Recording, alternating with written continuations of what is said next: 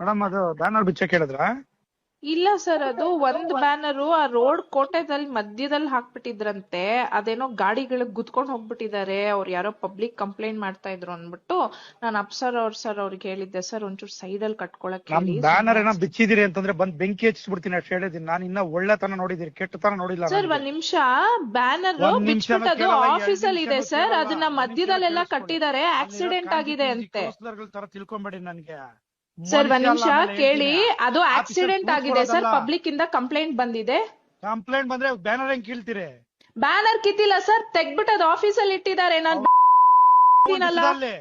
ಯಾವನ್ ಬಿಚ್ಚಿ ಕಟ್ಸಿದ್ರೆ ಸರಿ, ಇಲ್ಲ ಅಂದ್ರೆ ನೋಡ್ತೀನಿ ನಾನು ಏನು ಅಂತ. ಆಮೇಲೆ ತಂದೀಗ ಹಂಗೆಲ್ಲ ಮಾತಾಡ್ಬೇಡಿ, ಅದನ್ನ ಕಲೀಸ ತಿಳ್ಕೊಂಡ್ರೆ ಮನುಷ್ಯ ನಾನು ಹೇಳಿರ್ತೀನಿ. ಈಗ ಎಲ್ಲಾ ಕರ್ಕೊಂಡ್ ನಾಳೆ ಬಿಟ್ಟು ಓಡ್ಬಿಡ್ಬೇಕು ತಾಲೂಕಾ ಕೆಲಸ. ಸರ್ ನೋಡಿ, ಅವರು ಫಸ್ಟ್ ಪರ್ಮಿಷನ್ ಅಪ್ಲೈ ಮಾಡಿ ಏನು ಮಾಡಿಲ್ಲ, ಬ್ಯಾನರ್ ಇಲ್ಲಿಗಲ್ ಕಟ್ಬಿಟ್ಟು ಹೋಗಿದ್ದಾರೆ. ಅದ್ ಅಟ್ಲೀಸ್ಟ್ ಸೈಂಟಿಫಿಕ್ ಆಗು ಕಟ್ಟಿಲ್ಲ ಸರ್, ಮಧ್ಯ ರೋಡ್ ಅಲ್ಲಿ ಕಟ್ಟಿದ್ದಾರೆ. ಆಕ್ಸಿಡೆಂಟ್ ಆದ್ರೆ ನಾವು ರೆಸ್ಪಾನ್ಸಿಬಲ್ ಆಗಿರ್ತೀವಿ ಅದಕ್ಕೆ. ಲಾಸ್ಟ್ ಟೈಮ್ ಹಂಗೆ ಕಟ್ಟಿದ್ ಬ್ಯಾನರ್ ಬಿಚ್ಚ MLA ಬ್ಯಾನರ್ ಕಟ್ಸಿದೀನಿ ನೀನು.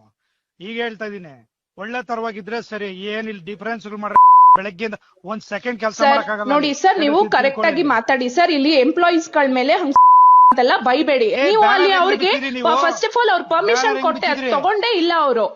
ಕಟ್ಟಿದಾರಲ್ಲ, ಪರ್ಮಿಷನ್ ಕೊಟ್ಟಿದಾರಲ್ಲ. ಯಾರು ಕೊಟ್ಟಿದ್ದಾರೆ ಸರ್? ಅಪ್ಲಿಕೇಶನ್ ಲೆಟರ್ ಕೊಟ್ಟಿಲ್ಲ, ಮಧ್ಯದಲ್ಲಿ ಕಟ್ಟಿದ್ದಾರೆ. ಆಕ್ಸಿಡೆಂಟ್ ಆಗಿದೆ, ವಿ ಆರ್ ರೆಸ್ಪಾನ್ಸಿಬಲ್. ಏನಾದ್ರು ಆಯ್ತು ಅಂದ್ರೆ ನಮ್ಮವ್ರು ಜೈಲ್ಗೆ ಹೋಗ್ತಾರೆ ಸ್ಟಾಫ್ಸ್ ಗಳು. ಇರೋದ್ ರೆಸ್ಪಾನ್ಸಿಬಿಲಿಟಿ ತಗೊಳ್ಳಿ. ಅಲ್ಲಿ ಬೆಳಿಗ್ಗೆ ಬಂದ್ ಎಲ್ಲಾ ಕೌನ್ಸಿಲ್ ಎಬ್ಬರ್ಸ್ತೀನಿ ಜನನಲ್ಲಿ.